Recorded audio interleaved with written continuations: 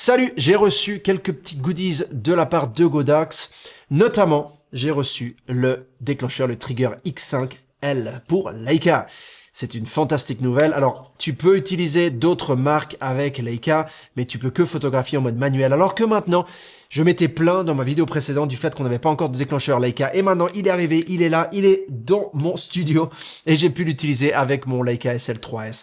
Et c'est génial parce que tu peux te mettre en mode TTL. C'est lui qui va compenser automatiquement la quantité de lumière nécessaire de la part du flash pour la photo que tu es en train de photographier. Ça, c'est bien quand tu dois changer les réglages fréquemment, par exemple dans une soirée, et que tu n'as pas le temps de le faire en mode manuel. Et ben, tu te mets en mode TTL.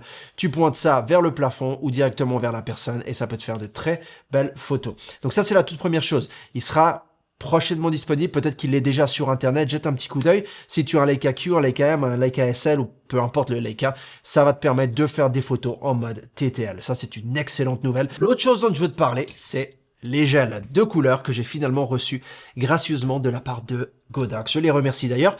Et ces petits gels te permettront de mettre un petit peu de couleur et d'ambiance sur tes flash IT32. Ce sont des gels magnétiques, donc comment ça marche? Tu les sors de cette façon.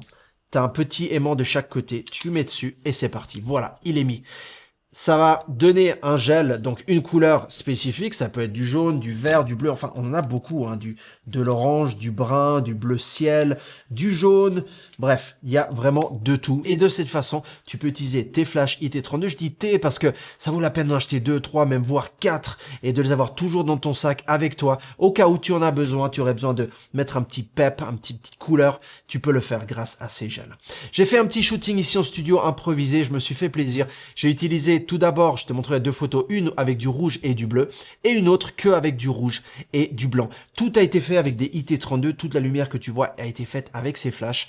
Je trouve que c'est fantastique. Et par-dessus, tu verras que j'ai rajouté une ville que j'ai rendue un peu floue. Il me semble que c'est New York. Bref, ça donne un peu l'illusion que je regarde dehors de la fenêtre pendant la nuit et cette petite lumière rouge rajoute un peu ce mood, un petit peu nocturne. Donc j'ai deux IT32, le premier est ici dans une softbox de 90 ou 90 cm et le deuxième est ici sans aucune diffusion avec un petit gel bleu dessus. Pour déclencher ces IT32, j'ai un X3 Pro de chez Godox. Comme tu peux voir, il y a une vitre en plexiglas, en plastique, que j'ai acheté dans un magasin de bricolage. J'ai fait des trous ici en haut avec des petits crochets et ça je les ai mis sur une barre toute simple avec un trépied, hein. Donc il n'y a rien de très compliqué et ça me permet de façon, on va dire, fait maison, d'avoir une vitre ou une fenêtre. Puis, j'ai utilisé une petite bouteille pchit en plastique que tu achètes aussi dans ton magasin de bricolage, toute simple, toute bête. On va sprayer cette fenêtre en faisant semblant que c'est de la pluie. Allez, c'est parti, je me mets derrière la vitre. On a de l'eau qui dégouline un peu de partout et on va faire la photo.